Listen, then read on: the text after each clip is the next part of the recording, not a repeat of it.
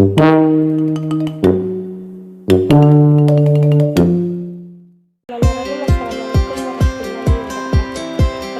nama saya Andrani, Prodi Perpustakaan Sains dan Informasi, Fakultas Sains dan Teknologi. Baiklah, saya akan memberikan materi tentang komunikasi profesional informasi. Komunikasi profesional informasi adalah proses bertukar informasi, gagasan dan pesan antara individu atau kelompok dalam konteks lingkungan kerja atau bisnis. Ini melibatkan penggunaan bahasa yang jelas, tepat, dan sesuai dengan norma-norma sosial serta budaya yang berlaku di tempat kerja. Adapun prinsip-prinsip dan penerapan komunikasi profesional. Yang pertama, keterbukaan dan kesesuaian. Keterbukaan dalam komunikasi profesional menegaskan pentingnya kejujuran dan transparansi dalam berkomunikasi. Ini berarti tidak menyembunyikan informasi yang penting dan tidak mengelak dari pertanyaan atau masalah yang muncul. Yang kedua, kehati-hatian dan ketetapan. Kehati-hatian dalam komunikasi profesional memerlukan pemikiran yang matang sebelum berbicara atau bertindak. Ketepatan dalam komunikasi berkaitan dengan kemampuan untuk menyampaikan pesan dengan tepat, jelas, dan tanpa ambigu. Yang ketiga, empati dan penghargaan. Empati dalam komunikasi profesional adalah kemampuan untuk memahami dan merasakan perasaan serta perspektif orang lain. Penghargaan merupakan aspek penting dalam penerapan prinsip komunikasi profesional.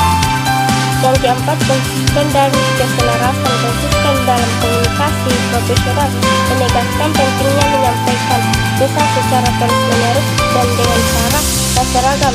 Keselarasan dalam komunikasi mengacu pada memastikan bahwa semua elemen komunikasi, baik verbal maupun non-verbal, saling mendukung dan tidak bertentangan satu sama lain. Yang kelima, keterbukaan terhadap umpan balik.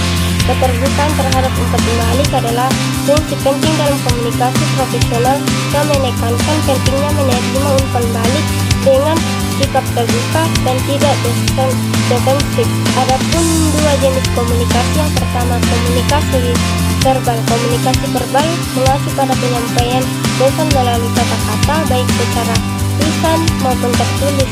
Jenis komunikasi ini melibatkan penggunaan bahasa, baik dalam bentuk kata bahasa, struktur kalimat, maupun pilihan kata.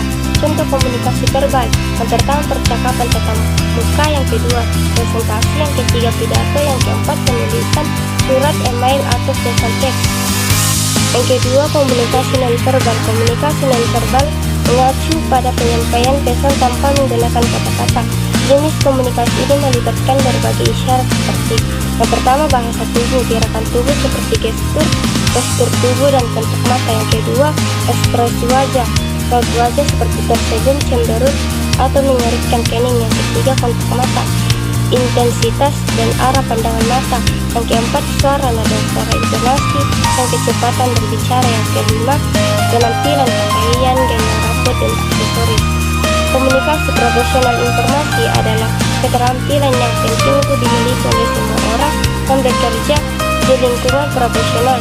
Dengan berkomunikasi secara profesional, Anda dapat membangun hubungan yang positif, meningkatkan produktivitas, dan mencapai tujuan Anda dengan lebih efektif.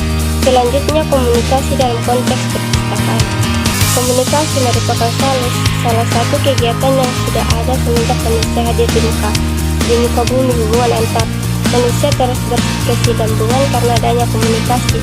Komunikasi adalah alat untuk berinteraksi antar manusia demi memenuhi kebutuhan hidup dan mempertahankan kehidupannya.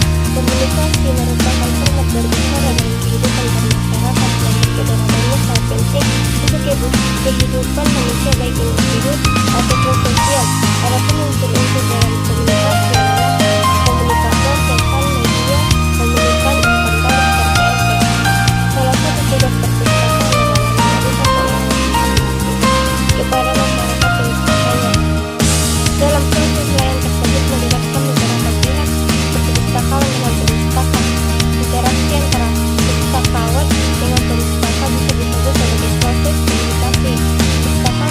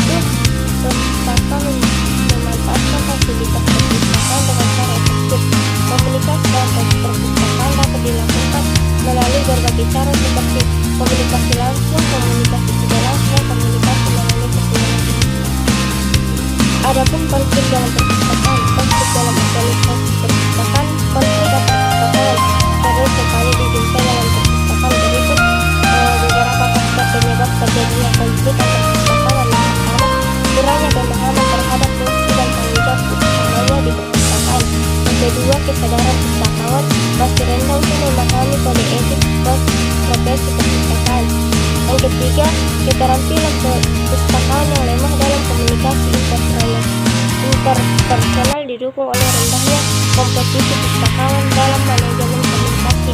Yang keempat, konflik disebabkan pendapat yang berbeda. Kelima, merasa tersaingi dengan teman kerjanya dapat menimbulkan rasa kurang nyaman saat bekerja.